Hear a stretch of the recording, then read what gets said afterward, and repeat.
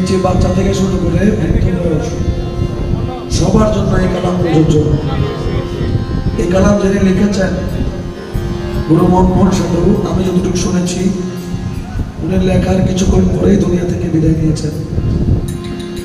ওনার জীবনে অনেক কিছু এটার মধ্যে লেখা।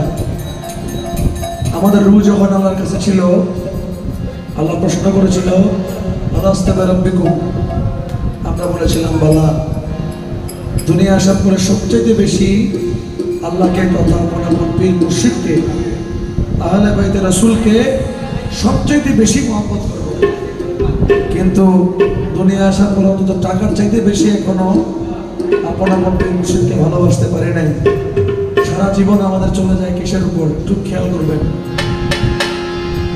আমার খাইতেই গেলে ঠেকে ধরে, মুখে রুচি নাই,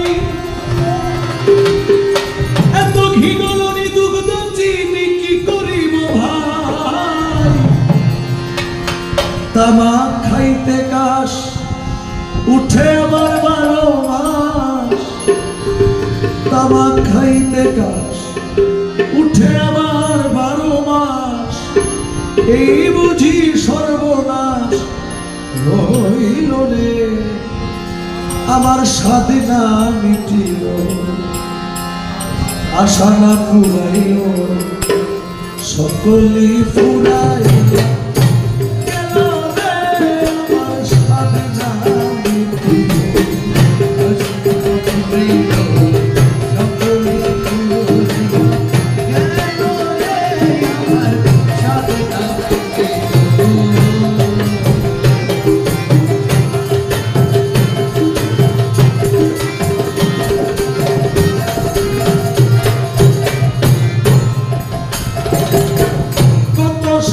পেলেছিলাম কন্যা পরিবার,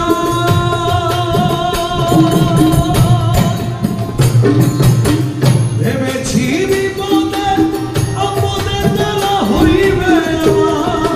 কন্যার সাথে পেলেছিলাম কন্যা পরিবার,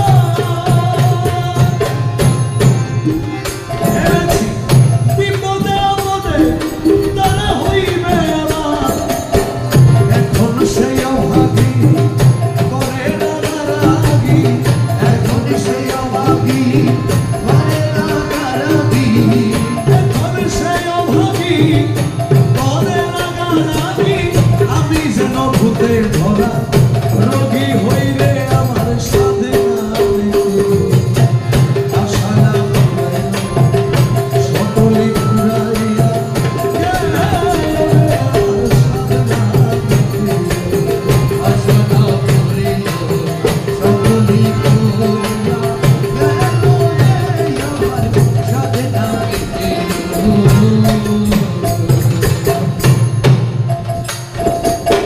ছেলের মতো আদর আমি কাউরে করি নাই।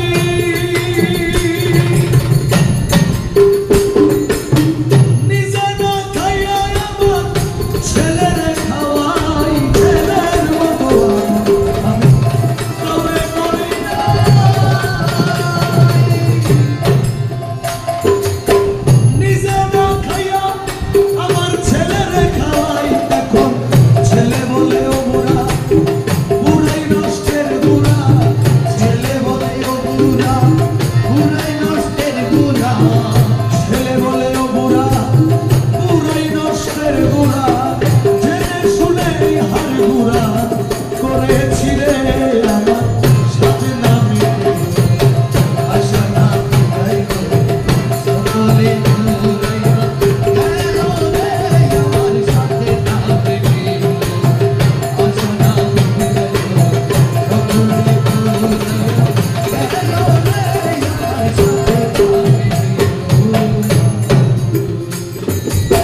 ভেবেছিলাম ভাইয়ের বলে বুঝি বাহুবল, বিপদে আপদে ভাই সহায় আর সম্বল। ভেবেছিলাম ভাইয়ের বলে বুঝি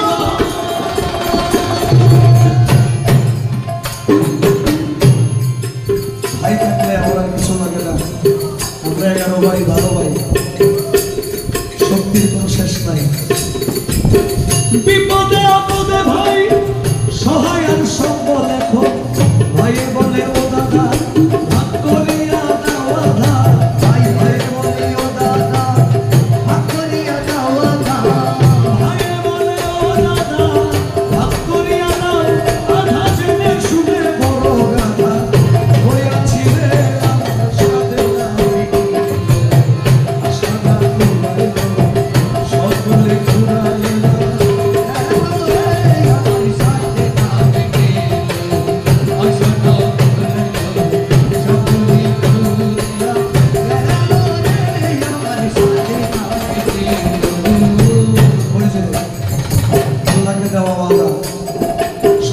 বেশি ভালোবাসবো তাকে, কিন্তু পারলাম না। এখন যখন মৃত্যু সজ্জায় চলে আসলাম, কি করিতে আইলাম হবে, করে গেলাম কি?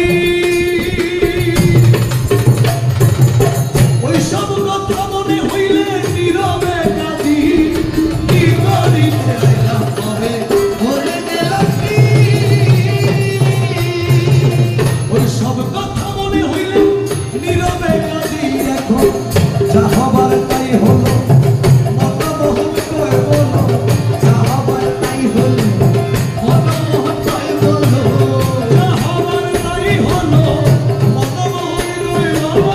মুখে ভান্ডারি না করে আমার সাথে না, সারা সকলে ফুরাই কেন আমার সাথে না।